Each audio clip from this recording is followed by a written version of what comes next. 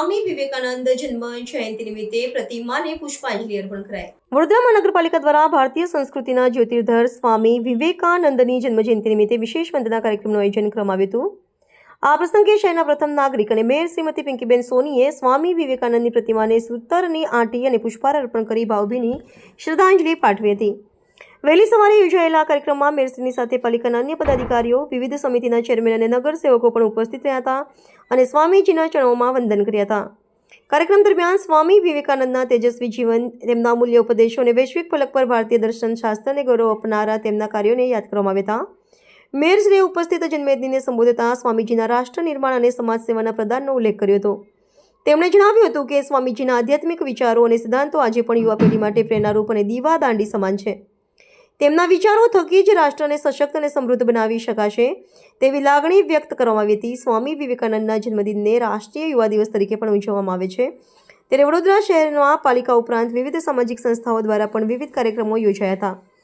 પાલિકા દ્વારા આયોજિત આ શ્રદ્ધાંજલિ કાર્યક્રમમાં ઉપસ્થિત મહાનુભાવોએ સ્વામીજીના ઉઠો જાગોને ધ્યેય પ્રાપ્તિ સુધી મંડ્યા રહોના મંત્રને જીવનમાં ઉતારવાનું આહ્વાન કર્યું હતું। આ પ્રસંગે વાતાવરણમાં એક નવી ચેતના અને રાષ્ટ્રભક્તિનો સંચાર જોવા મળ્યો હતો। 1863 કલકત્તામાં વિશ્વનાથ દત્ત વકીલ પિતા અને ધર્મપરાયણ માતા ભુવનેશ્વરીના સંતાન એવા શ્રી વિવેકાનંદજી નાનપણથી જ ખૂબ વિચક્ષણ બુદ્ધિના હતા।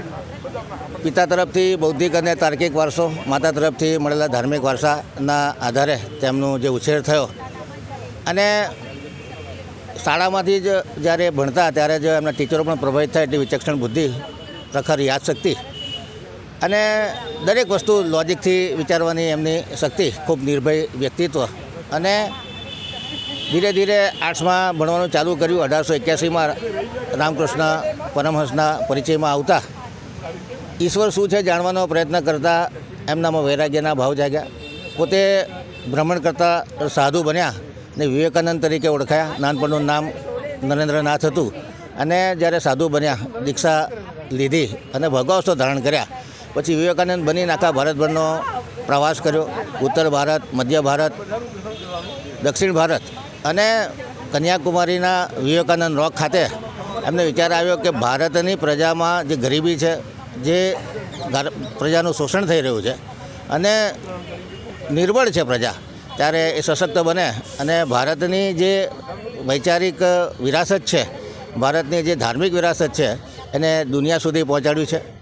ભારત પરમ વૈભવના શિખરે પહોંચે, ભારત માતા કી જયનો નારો બુલંદ થાય એ માટે પ્રયત્ન કરવો છે। 1893માં શિકાગોની ધર્મ પરિષદમાં ભાગ લઈ અને અમેરિકનનું સંબોધન કર્યા। ત્યાંનું મીડિયા અને જે ધાર્મિક ગુરુ હતા એઓ પણ તેમના વક્તવ્યથી પ્રભાવિત થયા। ભારતની જે સહિષ્ણુતા છે, ભારતના જે વેદાંતના સિદ્ધાંતો છે, યોગના સિદ્ધાંતો છે, એમણે અમેરિકા, ઇંગ્લેન્ડ, યુરોપમાં પ્રચલિત કર્યા। બૌદ્ધિક લોકો સાથે પ્રવચન કરી અને ભારતીય સંસ્કૃતિનો પરિચય દુનિયાભરને કરાયો અને આજે અદ્વૈત વેદાંત અને યોગાના માટે જે એમણે પાશ્ચાત્ય દેશોમાં, ભારતભરમાં જે પ્રચાર પ્રસાર કર્યો, વસુદેવ કુટુંબકમની ભાવના, આખું વિશ્વ એક કુટુંબ છે એ ભાવના જે ભારતીય સંસ્કૃતિની છે એ વિશ્વ સમક્ષ ઉજાગર કરી। યુવાનોના પ્રેરણા સ્ત્રોત અને આઝાદીના જે આંદોલન હતા એના જે નેતાઓ હતા, જે મહાત્મા ગાંધી હોય, સરદાર પટેલ હોય, જવાહરલાલ નહેરુ હોય, અરવિંદ ઘોષ હોય, એમના પ્રેરણા સ્ત્રોત રહ્યા અને એક ભારત શ્રેષ્ઠ ભારત બને એ પ્રમાણેનો નારો અને યુવાનો માટે ઉઠો જાગો અને ધ્યેય પ્રાપ્તિ સુધી મંડ્યા રહો।